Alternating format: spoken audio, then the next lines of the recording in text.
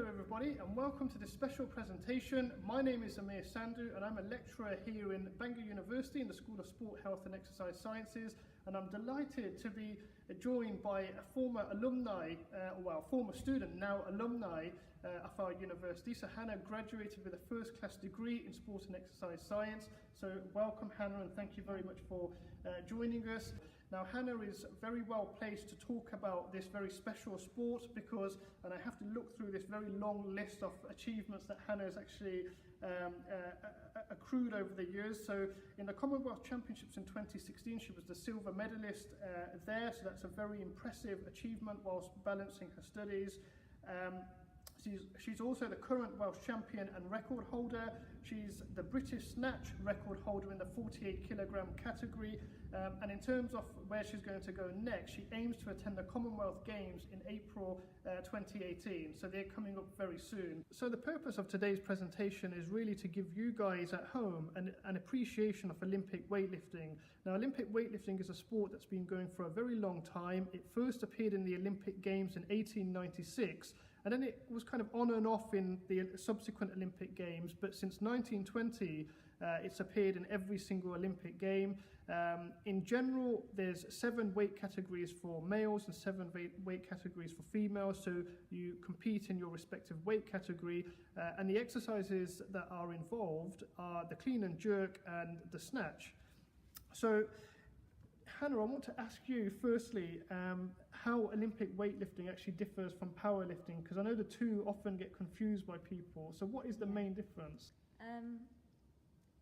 So they're both completely different sports really. They use similar equipment but they're different. So Olympic weightlifting involves a snatch technique and a clean and jerk technique, and powerlifting is a bench press, a back squat and a deadlift. So there's the different variations in the exercise and I suppose the training as well. So one thing that I've always been intrigued about is how Olympic weightlifting is actually scored, because it does involve a judging system, doesn't it? So can you tell us a little bit more about what that involves? Yep, so in competition you have 3 referees, and quite often you'll have a jury as well that sit behind the referees and they can overturn decisions that the referees make. Okay.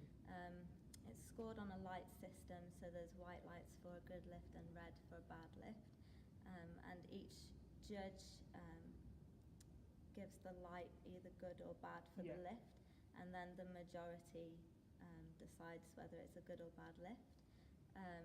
In competition you get 3 attempts to snatch, 3 attempts to clean and jerk, and your best of each is added together to give you a total, and you're ranked on your total. Thank you for that. Okay, so I want to focus a little bit more about the training questions, because I know a lot of the viewers at home are very interested in the training that's that you do. So I'll start with a very general question first. How long is a typical training cycle? It really depends on how long you've got between your competitions. So in weightlifting we don't lift in seasons, we compete all year round. So as an athlete you kind of look at the weightlifting calendar and you'll have aims depending on what level you are. So if you're high performance elite, you'd be looking at European Championships, World Championships, the Commonwealth Championships if you're British as well. And so they'd be kind of your priorities, as well as then your national championships, so Welsh Championships and British Championships. So you might have 5 really big ones in a year, but they could be spread from January all the way around to November. So it depends which ones are your priority and which ones are less of a priority, which ones you need higher totals for. It's quite hard to peak at every single competition you do unless you're really selective and you only do a small handful.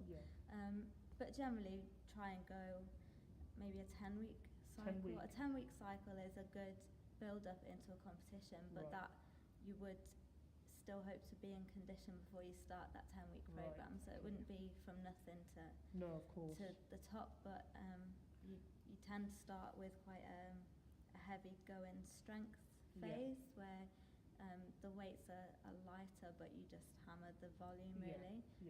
And that's another time where you can work on technical things as well on the side of all the strength stuff. You then progress into a bit more of a preparation phase, Yes. Yeah. where the weights go up a little bit more and the volume comes down a little bit, but not completely. So that's something we do.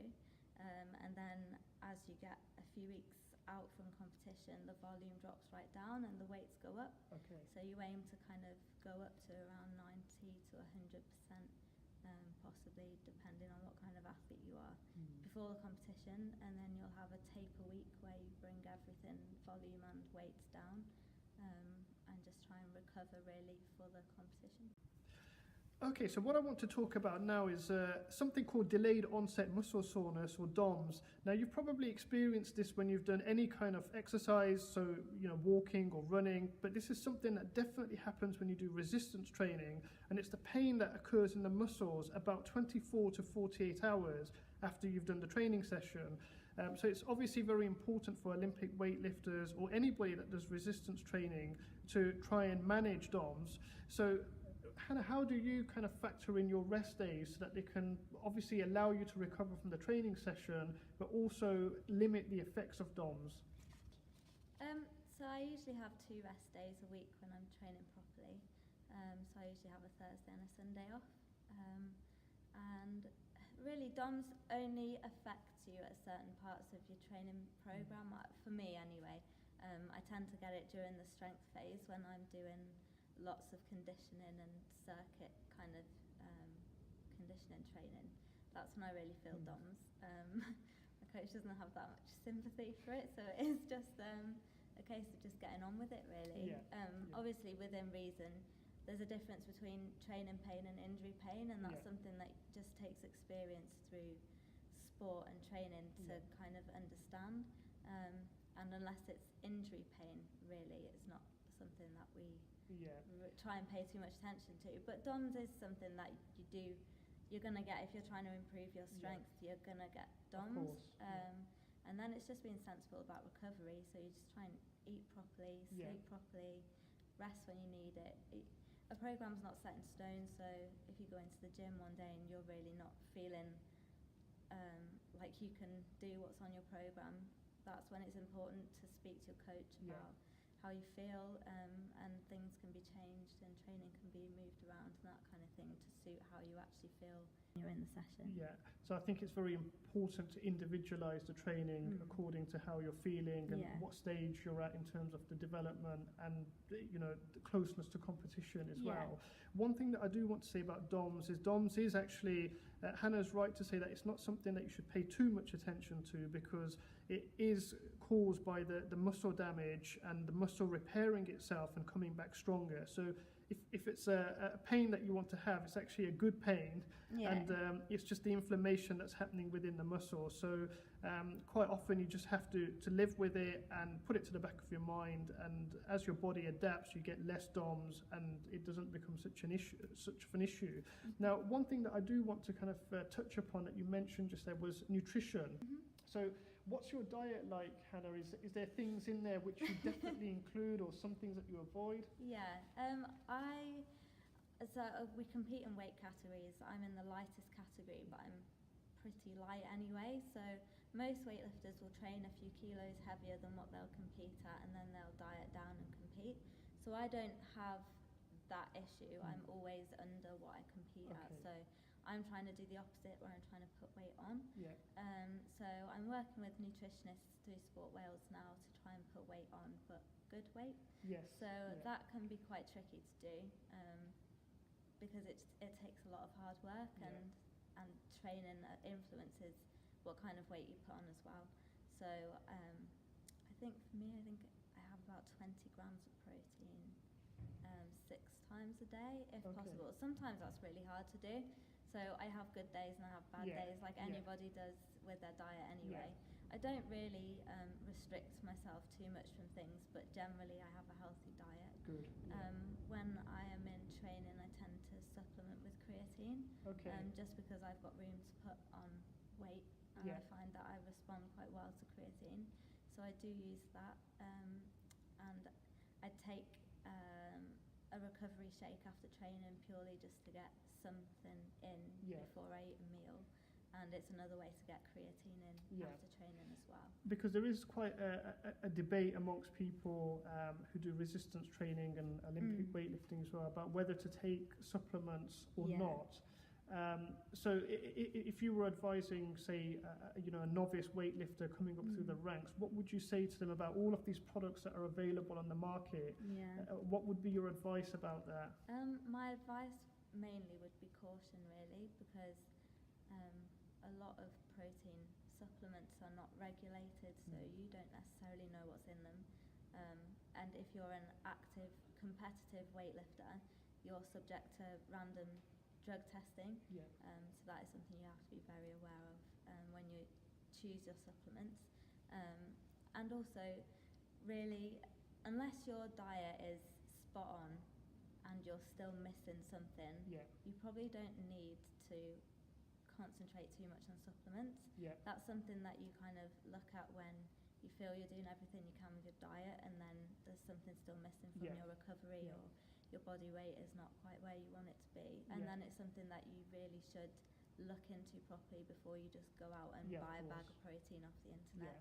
It's not the best way to do it. No. Okay, good advice. That's really, really good advice. And it's actually advice that's in line with the science that nutritionists know about, the dangers of supplementation as well. Okay, so we have obviously a lot of people that are interested in Olympic weightlifting, and we've got a lot of young viewers who are always asking about how to get into the sport. So Hannah, I want to ask you, how accessible is the sport to local people, and particularly young people that want to get into weightlifting? I think now is probably the most accessible weightlifting's ever been in Britain, compared to when I started. There was not a lot out there. And we're lucky in Bangor that there's a partnership between Weightlifting Wales and the university. So, I mean, how many students? There's probably at least 3 or 4 students now who are receiving bursaries through the university who are international standard weightlifters. There's staff in Brailsford who are, you've got an Olympian working there who competed at 2012 for weightlifting, Gareth Evans. And you've got Seth. There's quite a few lifters who are in and around Bangor that are high standard, and with the links with Welsh weightlifting, you've got access to coaching here. There's competitions. We just had the Welsh Open Championships, which some people may have seen, which were held in Connaught and Brailsford. There's courses run through Welsh weightlifting at Bangor University for level 1 and 2 weightlifting, so that's a really popular course as well for anyone that's looking at going into strength and conditioning sort of areas. You've got the gym that I train at in Holyhead, Millbank, which is run by Ray Williams, who was the Commonwealth champion in 1986. Fantastic coach. You've got Bangor, which is another affiliated gym to Weightlifting Wales. They've got a club, and I think there's classes 3 times a week with Tiffany. There's Llandudno, NW1, that's another weightlifting club, and there's Park Area. So there's loads of places now, and with the increase of CrossFit, that's kind of really helped weightlifting because it involves some Olympic lifting, which means they kind of have the facility for it and an interest.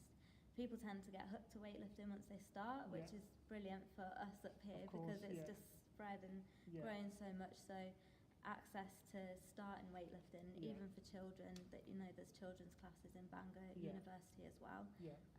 And it is for anyone. There's so many different types of people in weightlifting. I'm in the lightest category, and I'm in the same sport as like 150 kilo men. We do the same sport, so there's scope for anyone. And also in terms of age, we're finding that more people are coming into sport at an older age because they're doing things like CrossFit and getting introduced to the sport like in their young mid-20s, early 20s, maybe even later. We had a guy who started in our gym, John Pritchard.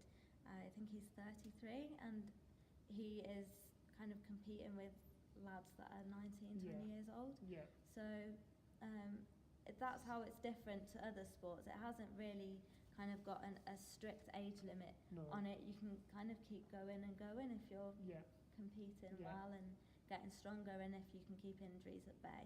No, I think I can definitely vouch for that, because I think when I go to Carnarvon Brailsford, which has fantastic facilities, and if you're ever in North Wales, please do check out Platform 81 in Carnarvon Brailsford. But you actually see the female weightlifters are fantastic, and they're at a very high level. You see the older individuals like you just mentioned there, but I've also seen amputees as well. So I've seen, it's all inclusive, isn't it? And there is provision and facilities for even people with disability to train and compete at a high level. So Weightlifting Wales also looks after powerlifting, which is a disability sport, and that's also growing hugely. We combined the powerlifting competition event with the weightlifting event at the weekend just gone, which was really successful. And it's just such a great sport. It's really great, and it offers an opportunity to so many different people. It's not a one size fits all approach. So if you're ever curious, then just have a go, because you probably will surprise yourself. But I want to finish then finally, a question, whenever somebody talks about weight training, weightlifting, resistance training, Arnold Schwarzenegger's name always comes into the mix. And obviously there is bodybuilders versus weightlifters or powerlifters who's stronger. I mean, we know the answer to that, it is weightlifters and powerlifters. But was Arnold Schwarzenegger actually strong? I think he was definitely strong. The thing with weightlifting is that it's, like I mentioned earlier, it's a highly technical, complex sport, and having one attribute does not mean that you're going to cross over well into the sport. So you have to have numerous different attributes to be good at weightlifting. So you have to be flexible and strong and powerful and fast and mentally tough, and so we kind of say it's kind of like gymnastics with weights in a way. I mean, it's not doing flips or anything with the weights, but some of the positions that we're getting into with load is it's definitely more than just strength. There's a lot to it. And gymnasts actually make great weightlifters because they've got flexibility and all sorts. Crossover between sort of bodybuilding into weightlifting, you don't see it that often. It depends how long someone's been bodybuilding. So obviously you need flexibility. So with strength training, obviously there's the risk that you lose flexibility. So that's something you have to factor in weightlifting. So I mean, I don't doubt that he was strong, but I don't know if he would have the flexibility maybe at his biggest to get into those positions. So okay, I suppose it's a debate that will carry on, raging on really. Okay, so, and just finally, Hannah, your plans next year or two to try and compete in the Commonwealth Games, if you can shake off the injury. How is your kind of preparations going for that? So at the moment, I'm still very much in the recovery stage from my injury. They're selecting the team soon, so I'll just have to wait and see what the decision is for that, and then in the future when it gets closer to the games, whether they decide I'm fit or not it'll be in their hands really. So it's kind of just a waiting game for me. I'm just doing everything I can to rehab so that even if I have to miss the Commonwealth Games, I can come back and be fit and have a good year next year. So it was just a really unfortunate injury, and it was at a pretty bad time really. It was getting closer and closer to the games. But beyond that, I feel that I've definitely got more in me. I wouldn't be happy to retire now, which is why I decided to have the surgery and carry on. So I feel I've got more in me, and there's definitely a couple more Commonwealth Games in me yet. Well, we'll definitely be keeping an eye out for you, and I'm sure all the viewers at home will be following your progress. So you have our best wishes for next year and for the future as well. And Hannah, thank you very much for coming in today. I think it's been extremely informative for all the viewers at home, and I've certainly learned a lot about this very great sport of Olympic weightlifting. So thank you for that. I hope you've found this Q&A session useful as well. Please do join us again for more soon.